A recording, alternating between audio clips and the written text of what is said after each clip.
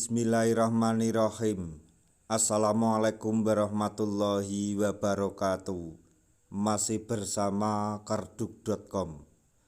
Pada kesempatan kali ini kami akan menyampaikan informasi mengenai perkembangan terbaru dalam pengangkatan tenaga honorer menjadi ASN P3K di tahun 2024, yaitu inilah daftar tenaga honorer yang dicoret dari pengangkatan P3K tahun 2024. Menpan RB tegaskan begini. Untuk mengetahui lebih lanjut, silahkan simak video ini sampai selesai. Tapi sebelum kami lanjutkan, bagi rekan-rekan yang baru menemukan channel ini, tekan like dan subscribe-nya, dan juga tekan lonceng notifikasinya supaya nanti bisa mengetahui informasi terbaru terkait dengan rekrutmen CPNS serta pengangkatan tenaga honorer menjadi ASN P3K di tahun 2024. Sekarang mari kita simak dan cermati penjelasan yang ada di video ini supaya nanti tidak gagal paham.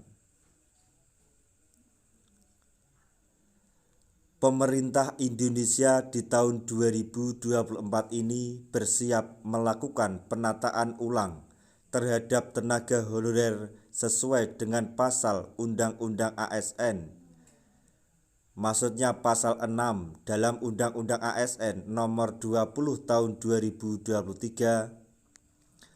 Seluruh penataan ini diharapkan selesai sebelum Desember 2024.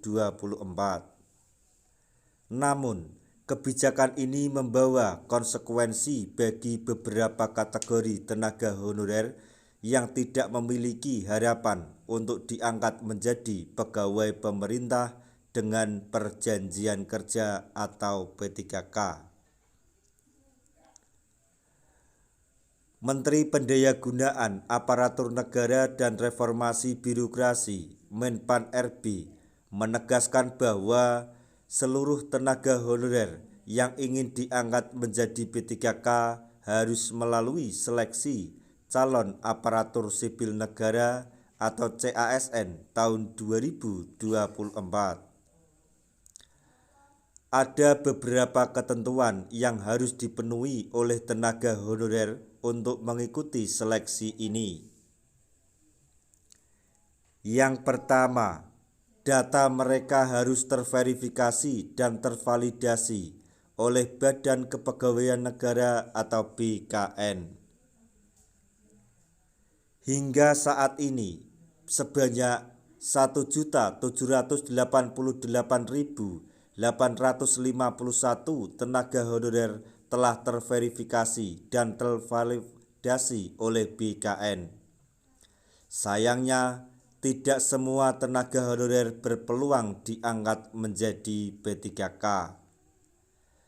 Berikut ini adalah beberapa kategori yang dicoret dari daftar, yaitu 1. Data tidak terverifikasi. Tenaga honorer yang datanya tidak terverifikasi dan tervalidasi oleh BKN tidak dapat melanjutkan ke tahap seleksi CASN tahun 2024. 2. Tidak aktif selama 3 bulan. Tenaga honorer yang sudah tidak aktif selama 3 bulan berturut-turut juga tidak memiliki harapan untuk diangkat menjadi P3K. Kemudian yang ketiga, melebihi batas usia pensiun. Tenaga honorer yang telah memasuki batas usia pensiun juga tidak dapat diangkat menjadi P3K. Sesuai dengan Undang-Undang ASN nomor 20 tahun 2023, batas usia pensiun ditetapkan 58 tahun untuk jabatan non-manajerial dan 60 tahun untuk jabatan manajerial.